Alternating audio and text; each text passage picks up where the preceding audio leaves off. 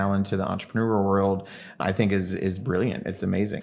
I worked for a company. It was my first company that was very entrepreneurial minded. We grew from like 100 or so employees to 4,000 in like 3-4 years. We laugh about the story now, by the way, because we're all still friends. But that's a massive growth. So 100 people to 4,000 people in just a few years. It was the hiring process and the orchestration of it from an inside HR operations standpoint. It was crazy. But I go in there one day, and this is right when I was getting my master's. So I had all these big dreams and big ideas. And the owners were known to think that HR meant payroll and benefits only. And I knew at this point it could be more. And I believed that I could pave that way. And I built this whole gap analysis, this big old presentation. And I went into the CEO's office, who I didn't have a relationship yet. I was kind of scared of. And I gave him the presentation. And the very last slide was the slide of risks. And there were 4 of them. And the last one was him. And I remember I told my mom I was doing this on the way to work, and she's like, you realize you're going to get fired, right? And I had to think about that. Going back to listening to your authentic self, I said, yeah, but you know what, Mom, if I do, it's not the place for me anyway.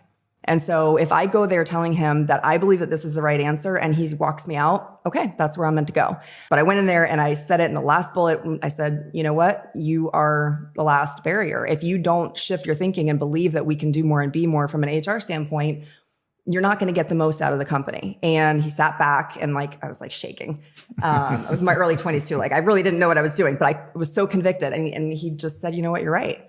And that became one of the moments where I had what I look back and call my playground experience. I got to build whatever I wanted to. I had gained full credibility from him at that standpoint.